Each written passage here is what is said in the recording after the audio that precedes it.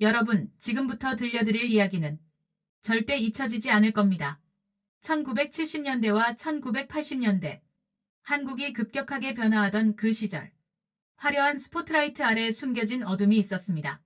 갑작스럽게 세상을 떠난 스타들, 의문투성이인 죽음들, 그리고 지금까지도 풀리지 않은 미스터리들. 오늘 우리는 그 시대로 돌아갑니다. 40년이 지난 지금도 여전히 사람들의 입에 오르내리는 그 충격적인 사건들의 진실을 파헤쳐 보겠습니다. 준비되셨나요? 그럼 시작하겠습니다. 1부, 트로트의 여왕. 그녀는 왜 세상을 떠났을까? 1980년 2월 7일, 한국 연예계는 충격에 빠졌습니다. 당시 최고의 인기를 누리던 가수가 자택에서 숨진 채 발견된 겁니다. 나이 불과 31. 전성기를 달리던 스타의 갑작스러운 죽음이었습니다. 당시 경찰 발표는 간단했습니다. 수면제 과다 복용에 의한 사고사. 하지만 사람들은 믿지 않았습니다. 왜냐고요? 첫 번째 의문점. 그녀는 사망 당일 오후까지도 평소와 다름없이 활동했습니다. 친구들과 통화도 했고 다음날 스케줄까지 확인했죠. 자살을 암시하는 어떤 징후도 없었습니다. 두 번째 의문점. 현장에서 발견된 수면제의 양이 너무 많았습니다. 의사들조차 한 번에 이렇게 많은 양을 복용하는 건 물리적으로 힘들다고 증언했습니다. 의식을 잃기 전에 다 삼킬 수가 없다는 거죠. 세 번째 의문점. 그리고 이게 가장 중요한데요. 그녀의 주변에 있던 사람들의 증언이 계속 바뀌었습니다. 처음엔 혼자 있었다고 했다가 나중엔 누군가와 함께 있었다고 말을 바꿨죠. 더 충격적인 건 당시 그녀가 남긴 일기장입니다. 일기장에는 이런 내용이 있었다고 합니다. 나를 괴롭히는 사람들. 그들의 요구가 점점 더 커지고 있다. 나는 더 이상 버틸 수 없을 것 같다. 그녀를 괴롭힌 사람들은 누구였을까요? 당시 증언에 따르면 그녀는 거물급 정치인과 재벌들의 사교 모임에 자주 불려갔다고 합니다. 원하지 않았지만 소속사의 압력 때문에 거절할 수 없었다는 거죠. 그리고 사망 한 달 전, 그녀는 친한 후배에게 이렇게 말했다고 합니다. 나 큰일 났어. 알아서는 안 될 걸 알아버렸어. 어떡하지? 무엇을 알아버렸던 걸까요? 그것이 그녀의 목숨을 앗아간 이유였을까요? 사건은 빠르게 종결되었습니다. 너무 빠르게. 마치 누군가 서둘러 덮으려고 한 것처럼. 부검도 제대로 이루어지지 않았습니다. 가족들이 재조사를 요청했지만 거부당했죠. 그리고 40년이 지난 지금, 진실은 여전히 어둠 속에 묻혀 있습니다. 하지만 당시 사건을 취재했던 한 기자는 이렇게 말했습니다. 내가 알게 된 진실은 너무 충격적이어서 차마 기사로 쓸 수 없었다. 만약 진실이 밝혀진다면 한국 사회 전체가 뒤흔들릴 것이다. 과연 그 진실은 무엇이었을까요? 2부 영화배우의 의문사, 숨겨진 커넥션. 이야기는 여기서 끝나지 않습니다. 1979년 11월, 또 다른 충격적인 사건이 발생합니다. 당시 최고의 미남 배우로 이름을 날리던 스타가 호텔 객실에서 숨진 채 발견됩니다. 나이 겨우 28. 공식 발표는 심장마비에 의한 급사. 하지만 28배 건강한 청년이 갑자기 심장마비로 사망한다. 이것도 이상하지 않나요? 더 이상한 건 그가 숨진 호텔 객실이 그의 이름으로 예약된 게 아니었다는 겁니다. 객실은 어떤 대기업 회장의 비서 명의로 예약되어 있었습니다. 그럼 그는 왜 그 객실에 있었던 걸까요? 누구와 만나려고 했던 걸까요? 당시 목격자들의 증언을 종합해보면 놀라운 사실이 드러납니다. 사망 당일 오후 그 배우는 호텔 로비에서 한 중년 남성과 만났습니다. 둘은 심각한 표정으로 대화를 나눴고 그 후 함께 엘리베이터에 탔죠. 그게 마지막이었습니다. 몇 시간 후 객실 청소부가 그를 발견했을 때 그는 이미 차갑게 식어 있었습니다. 그런데 여기서 끝이 아닙니다. 더 충격적인 사실이 있습니다. 그 배우와 앞서 이야기한 트로트 가수. 이 두 사람은 서로 알던 사이였습니다. 아니, 단순히 아는 사이가 아니라 같은 비밀 모임에 참석했던 것으로 알려져 있습니다. 무슨 모임이냐고요? 1970년대 후반 서울의 한 고급 클럽에서는 정기적으로 비밀 파티가 열렸습니다. 초대받은 사람만 들어갈 수 있는 완전히 폐쇄적인 모임이었죠. 이 모임에는 재벌, 고위공무원, 정치인들이 참석했고 그들의 접대를 위해 당대 최고의 연예인들이 불려갔습니다. 그 배우와 그 가수도 그중 하나였습니다. 그리고 두 사람 모두 이 모임에 참석한 지 얼마 지나지 않아 의문의 죽음을 맞이했습니다. 우연일까요? 당시 이 사건들을 조사하던 한 형사가 있었습니다. 그는 두 사건 사이의 연관성을 발견하고 상부에 보고했습니다. 그런데 다음 날 그 형사는 갑자기 수사팀에서 제외됩니다. 그리고 지방으로 발령났죠. 몇 년 후 은퇴한 그 형사는 한 다큐멘터리 제작진과의 인터뷰에서 이렇게 말했습니다. 나는 진실에 너무 가까이 다가갔다. 그래서 쫓겨난 것이다. 내가 알게 된 것은 대한민국의 가장 어두운 비밀이었다. 그는 더 이상 자세한 말을 하지 않았습니다. 할 수 없었던 건지 하지 않은 건지는 모릅니다. 3부 정치인의 스캔들, 그리고 연예인의 죽음. 자, 이제 이야기는 더욱 깊은 어둠 속으로 들어갑니다. 1970년대 중반, 한 국회의원이 갑작스럽게 의원직을 사퇴합니다. 공식적인 이유는 건강 문제. 하지만 사람들은 알고 있었습니다. 진짜 이유는 따로 있다는 것을. 몇 달 전 그 의원은 한 젊은 여배우와의 스캔들에 휘말렸습니다. 언론에 사진까지 포착됐죠. 하지만 이상하게도 그 사진들은 단 하루 만에 모든 신문에서 사라졌습니다. 마치 누군가 강력하게 압력을 넣은 것처럼. 그리고 그 여배우는 사건 직후 갑자기 일본으로 유학을 떠났습니다.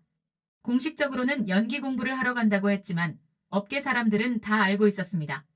그게 사실상 추방이라는 것을. 하지만 진짜 문제는 그 다음부터였습니다. 그 여배우가 떠난 지 1년 후 그녀는 한국에 돌아옵니다.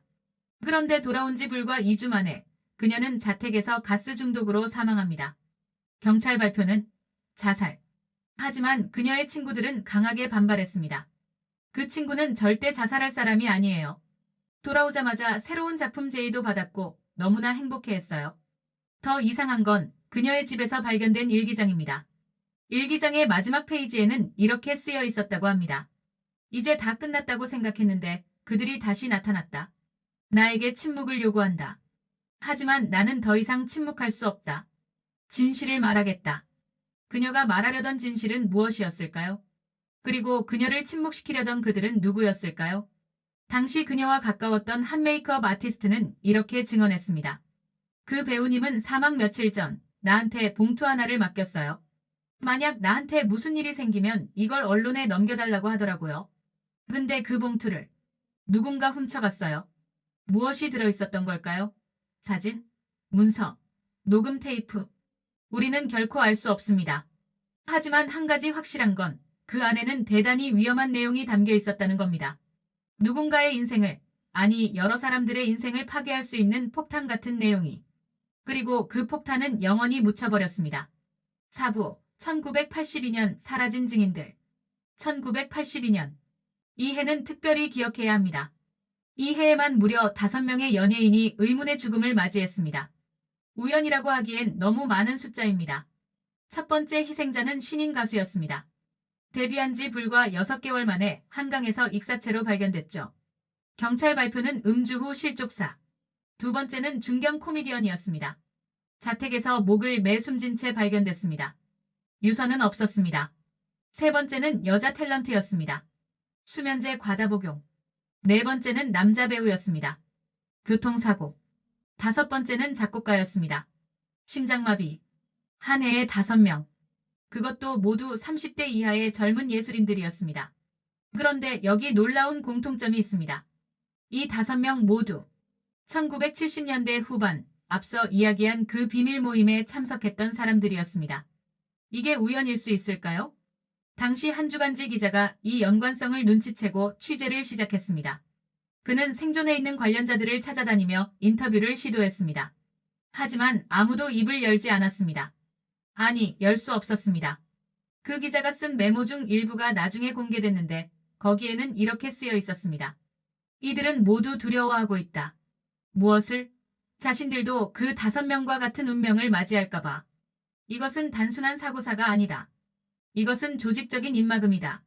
하지만 그 기자의 기사는 결국 세상에 나오지 못했습니다. 발행 직전 편집장이 기사를 전면 취소시켰습니다. 이유는 증거 불충분. 그 기자는 얼마 후 회사를 그만뒀습니다. 그리고 다시는 언론계로 돌아오지 않았습니다. 20년 후 한 다큐멘터리 제작진이 그를 찾아냈습니다. 그리고 당시 취재한 내용에 대해 물었습니다. 그는 이렇게 대답했습니다. 내가 알게 된 진실은 너무 거대했다. 나 혼자서는 절대 막을 수 없는 것이었다. 그래서 도망쳤다. 살기 위해서. 무엇이 그렇게 거대했던 걸까요? 무엇이 한 기자를 그토록 두렵게 만들었던 걸까요? 5부 남겨진 사람들의 증언. 시간이 흐르고 세월이 지나면서 조금씩 진실의 조각들이 드러나기 시작했습니다. 2000년대 초반 한 전직 연예기획사 대표가 암투병 중에 고백록을 출간합니다. 그 책에는 충격적인 내용들이 담겨 있었습니다. 1970년대와 1980년대 우리 연예계는 사실상 특정 권력자들의 놀이터였다. 연예인들은 그들의 장난감에 불과했다. 거부하는 사람들은 어떻게 됐는지 다들 알 것이다. 그는 이름을 직접 거론하진 않았지만 여러 사건들을 암시했습니다. 어떤 가수는 거물급 정치인의 요구를 거부했다가 한 달 후 사고를 당했다. 어떤 배우는 재벌의 비리를 목격했다가 갑자기 심장마비로 세상을 떠났다. 어떤 탤런트는 고위 공무원의 범죄를 알게 됐다가 자살했다. 그의 책은 출간 일주일 만에 절판됐습니다. 공식적인 이유는 명예훼손 소송 우려. 하지만 사람들은 알고 있었습니다. 누군가 강력하게 압력을 넣었다는 것을. 그리고 그 전직 대표는 책 출간 3개월 후 세상을 떠납니다. 암 때문이었습니다. 하지만 담당 의사는 예상보다 훨씬 빨리 악화됐다고 말했습니다. 2010년대에 들어서면서 SNS의 발달로 더 많은 증언들이 나오기 시작합니다. 어떤 전직 매니저는 익명으로 이렇게 증언했습니다. 내가 담당했던 가수는 매주 수요일마다 특별 스케줄이 있었다. 회사에서는 절대 거부하지 말라고 했다. 한 번은 몸이 안 좋아서 못 가겠다고 했다가 다음 날 계약이 해지됐다. 그리고 그 가수는 업계에서 완전히 사라졌다. 또 다른 전직 스타일리스트는 이렇게 말했습니다. 어떤 여배우는 촬영장에서 울고 있었다. 내가 무슨 일이냐고 물으니 오늘 밤에 가야 하는 곳이 있는데 가기 싫다고 했다. 그게 어딘지는 말해주지 않았다. 하지만 그녀의 표정은 평생 잊을 수 없다. 이런 증언들이 하나둘씩 쌓이면서 사람들은 깨닫기 시작했습니다. 1970에서 1980년대의 그 의문스러운 죽음들이 결코 우연이 아니었다는 것을. 6부 진실은 어디에? 그렇다면 진실은 어디에 있는 걸까요? 왜 이 사건들은 제대로 수사되지 않았던 걸까요? 답은 간단합니다. 권력. 1970에서 1980년대는 권위주의 시대였습니다. 언론은 통제됐고 경찰과 검찰은 정권의 눈치를 봐야 했습니다.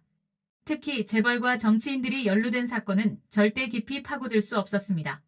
한 전직 검사는 은퇴 후 이렇게 고백했습니다. 우리는 알고 있었다. 누가 범인인지, 무슨 일이 있었는지. 하지만 손댈 수 없었다. 상부에서 적당히 하라는 지시가 떨어졌다. 거역하면 내 커리어도 끝나는 거였다. 돈과 권력. 이 두 가지가 진실을 묻어버렸습니다.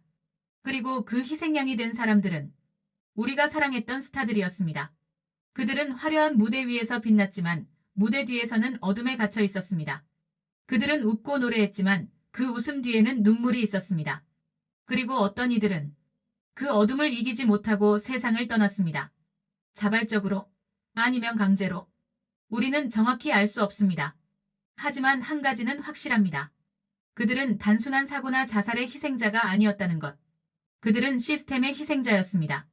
권력의 희생자였습니다. 탐욕의 희생자였습니다. 2025년인 지금 우리는 과거를 돌아보며 묻습니다. 그때 그 일들이 정말 일어났던 건가? 정말 그렇게 끔찍한 일들이? 네, 일어났습니다. 그리고 그 진실은 여전히 완전히 밝혀지지 않았습니다. 7부, 그리고 지금 우리가 알아야 할 것. 이 이야기들을 듣고 나서 여러분은 아마 이렇게 생각할 수도 있습니다. 그건 옛날 이야기잖아. 지금은 다르지 않나? 과연 그럴까요? 물론 많은 것들이 변했습니다. 언론의 자유가 확대됐고 시민들의 의식 수준이 높아졌습니다. SNS 덕분에 정보는 빠르게 퍼지고 권력자들도 함부로 진실을 은폐하기 어려워졌습니다. 하지만 여전히 어두운 구석은 남아있습니다. 2010년대에도 2020년대에도 연예인들의 의문스러운 죽음은 계속되고 있습니다. 물론 과거만큼 노골적이지는 않습니다. 하지만 여전히 의혹은 남습니다. 왜 그랬을까? 정말 자살이었을까? 뒤에 누가 있는 건 아닐까?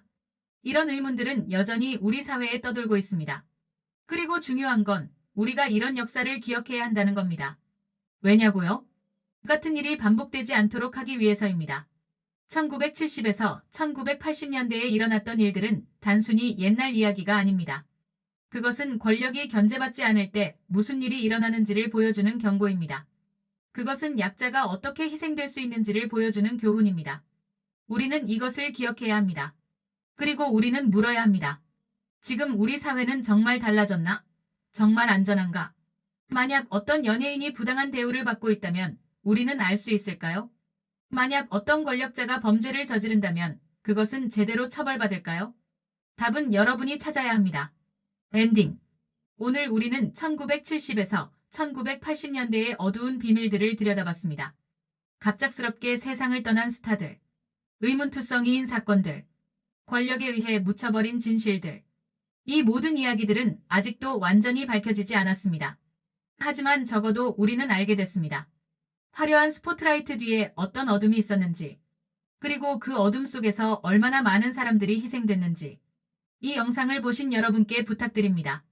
이 이야기들을 기억해 주세요. 그리고 나누어 주세요. 진실은 기억될 때 힘을 갖습니다. 잊혀지지 않을 때 의미를 갖습니다. 1970에서 1980년대에 세상을 떠난 그 스타들. 그들의 죽음이 헛되지 않도록 우리가 기억해야 합니다. 그리고 다시는 이런 비극이 반복되지 않도록 우리가 경계해야 합니다. 여러분, 끝까지 시청해 주셔서 감사합니다.